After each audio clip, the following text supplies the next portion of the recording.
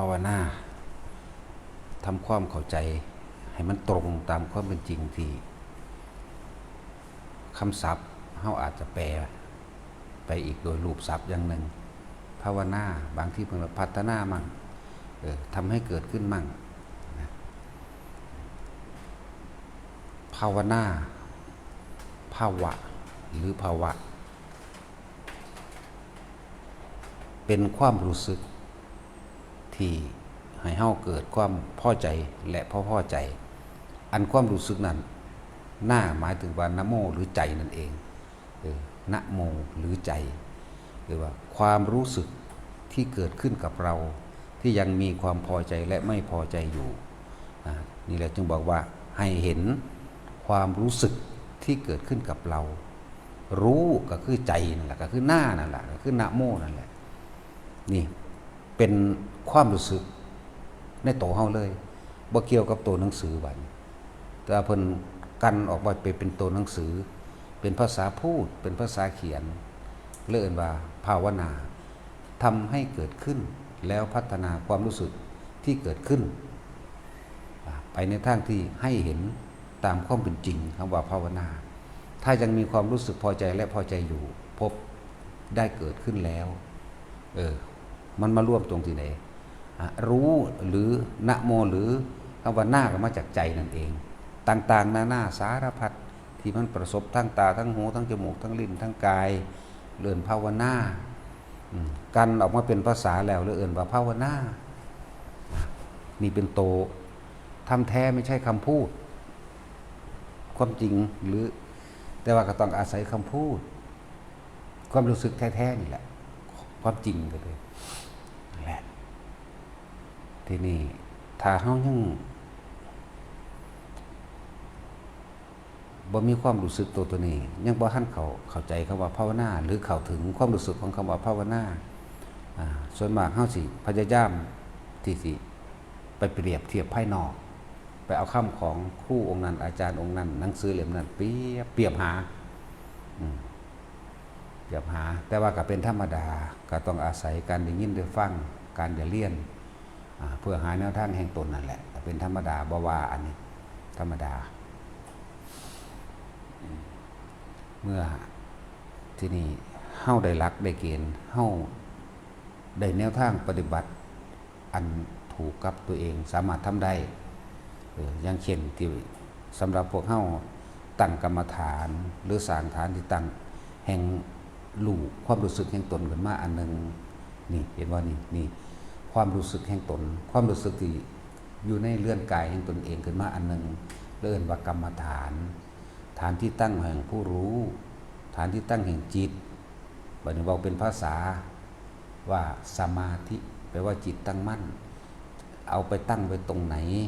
เอาไปตั้งไว้ตรงกลางหน้าผากเป็นจุดเริ่มต้นของกรรมฐานนี่เฮาไปตั้งตรงกลางหน้าผากคือทำความรู้สึกให้เกิดขึ้นระหว่างกลางหน้าผากหรือการคิ้วเนี่ย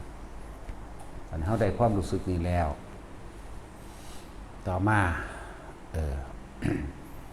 ผู้ใดก็ต้องการสมาธิผู้ใดก็ต้องการความสงบเพราะธรรมดาเราต้องเรียนรู้ไปตามลำดับขั้นตอนมันซะก่อนก็เลยมีการว่าสติปัฏฐาน4อยู่กายเวทนาจิตมั่งแต่ว่าเฮาย่นย่อบ่ว่าเฮาย่นย่อหรอกเพิ่นก็พุทธเจ้าเพิ่นก็แสดงบอกแล้วว่าลมหายใจนั่นแหละคือกายในกายอันนึงเวทนากับนอกกับมีในกับมีเป็นว่าเวทนาในเวทนาเป็นแบบไหนจิตก็คือจิตกับผู้รู้กับจิตก็อันเดียวกันแต่ว่าส่วนมากจิตมันมีหน้าที่คิดแบบนี้มันจิตนี่ทั้งสังสมทั้งสะสางทั้งคิดปรุงแต่งสร้างสรรค์และสารพัดอย่างทุกอย่างเลยมันรวมอยู่ที่จิตกายเวทนาจิตถ้ามันได้คิดฟุ้งซ่านกระจายความคิดไปหาบุคคลสัตว์สิ่งของที่พอใจมั่งไม่พอใจมั่งเพิ่นจึงให้ควบคุมความคิดตัวนี้สักก้อนควบคุมเข้ามาตัวใดควบคุมเข้ามาตัวลมหายใจเฮาก็สิรู้สึกเย็นออกเย็นเข้าก็ว่าไปนี่ยังเป็นแค่ภายนอกอยู่นี่เฮ็ดจังได๋ก็สร้างบัดนี้ ความรู้สึกเฮาเลยอยู่สติก็ว่าความรู้สึกเฮาเลยอยู่แค่ลมเข้าลมออกลมเข้าลมออกนี่ก็เป็นความรู้สึกยังนอกหรือว่าลมเข้าลมออกแต่ความรู้สึกในคือพอใจกับบ่พอใจบัดนี้เฮาประคองความรู้สึกลมเข้าลมออกนี่ได้แล้วเวทนาในเวทนาหมายถึงว่ามันต้องเป็นหนึ่งเท่านั้นมันต้องเป็นจิตหนึ่งก็ว่ามีความรู้สึกที่เป็นหนึ่งก็ว่ามันเป็นจิตตั้งมั่นแล้วตั้งอยู่ตรงไหนตั้งอยู่ตรงฐานตรงไหนฐานที่ตั้งแห่งจิตคือความรู้สึกที่อยู่ตรงกลางระหว่างหน้าผากนี่เองเด้อนี่อยู่จังสี่เอิ้นกายในกายก็รู้แล้วเวทนาในเวทนาคืออุเบกขานี่เองต้องหนึ่งเท่านั้นถ้าสองก็ต้องพอใจกับบ่พอใจแม่นบ่มีสองแต่ว่าเวทนาในเวทนาคือเลยว่าจิตหนึ่งหรือมีความรู้สึกที่เป็นหนึ่งก็เลยว่าจิตตั้งมั่นก็ว่าบัดนี่แหละเฮาจึงประคองอยู่มันอยู่กับมันเพียงแค่นี้แหละประคองลมหายใจกับความรู้สึกในกายเวทนาจิตเวทนากายมันร่วมกันเบิดแล้วเด่นร่วมกันเบิดแล้วเอิ้นว่าภาวนาทำความรู้สึกให้เกิดขึ้นอยู่ในกายแห่งตนนี่เป็นจิตหนึ่งแล้วเป็นผู้รู้แล้วรู้หยังเอาต่อไป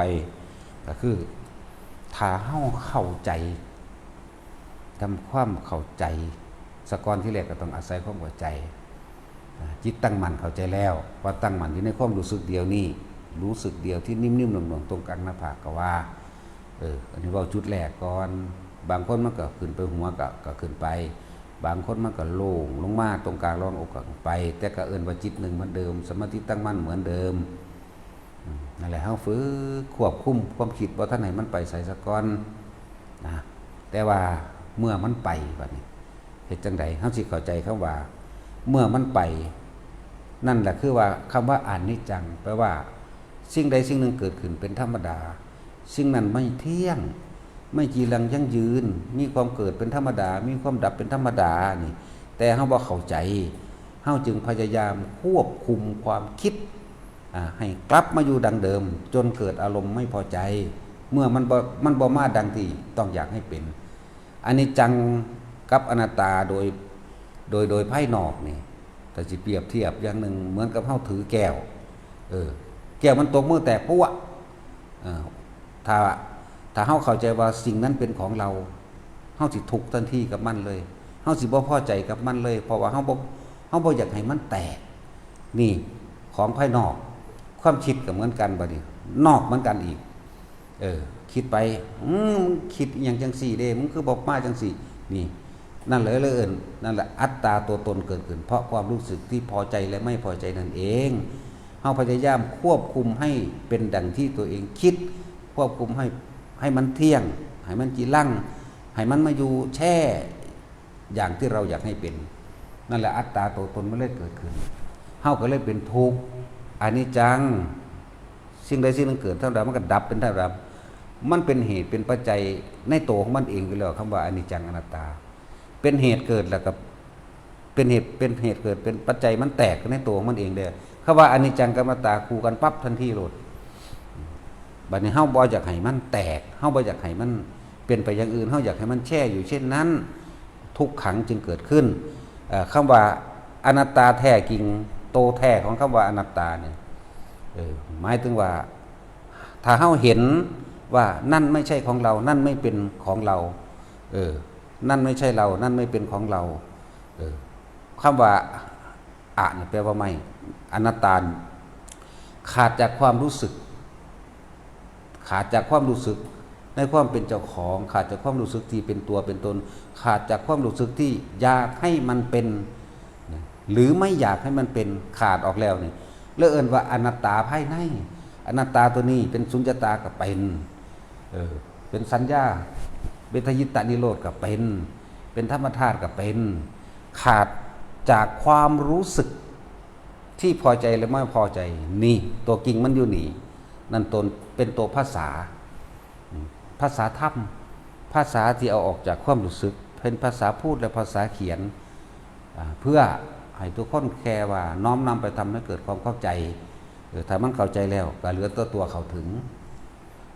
คนที่บ่ท่าน เข้าถึงคำว่าอนัตตาใดนี่เฮาอาจสิเข้าใจเพียงแค่ว่าแก้วมันแตกเสียดายนั่นแหละตัวตนเกิดคือเสียดายบ่อยากให้มันเป็นบ่อยากให้มันแตกนั่นแหละเอิ้นว่าเกิดความรู้สึกแล้วได้นั่นพอใจกับไม่พอใจที่แก้วแตกไปเข้าใจว่านั่นเป็นของตนนั้นเป็นของเราเด้บ่อยากให้มันเสื่อมสลายอยากให้มันแตกทำลายนั่นแหละที่เอิ้นว่ามันบ่ทันได้เข้าถึง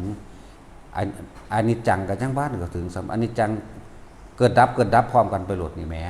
แม้แต่ความคิดจึงเร็วอนิจจังนี่เกิดดับพร้อมเลยเด้นั่นเพราะว่าเฮาบ่อยากให้มันเป็นดังนั้นดังนี้เฮาพยายามอยากให้เป็นอย่างนั้นไม่อยากให้เป็นอย่างนี้มันเลยเป็นของที่เป็นเลยทุกข์อนิจจังทุกขัง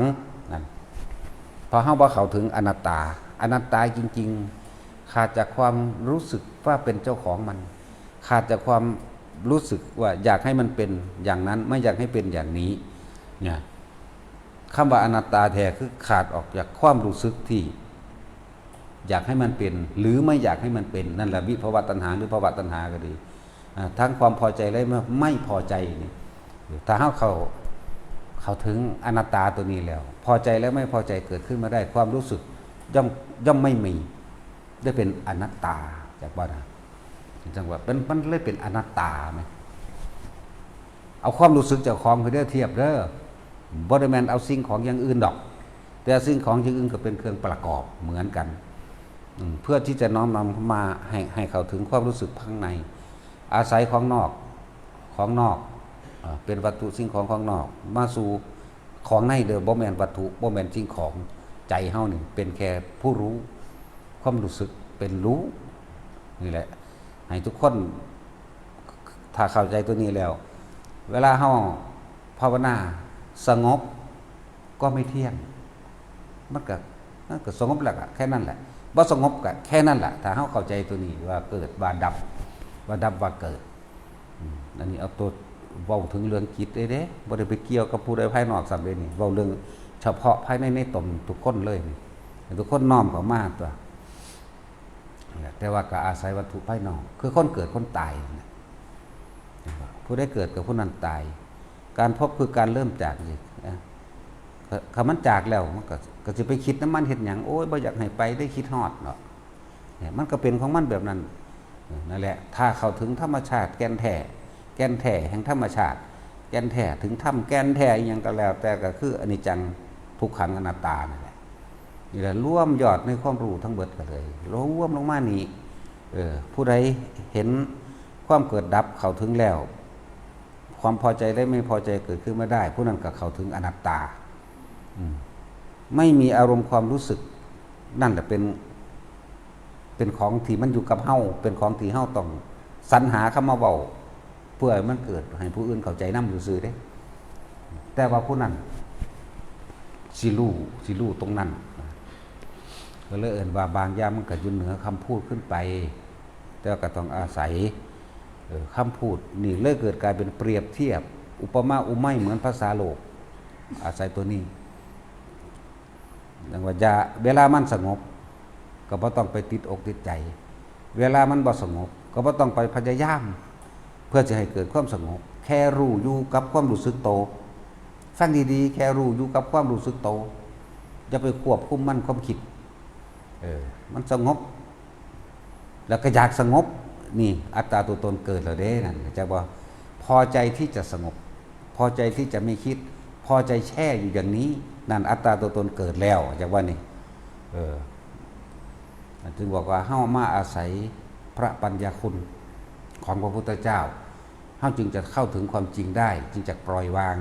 กับสิ่งทั้งหลายทั้งปวงไหว้ได้นั่นแหละเพราะเฮาฟังบ่เข้าใจง่ายๆเด้อันคำว่าสัพเพธัมมานารังอภินิเวสายะนี่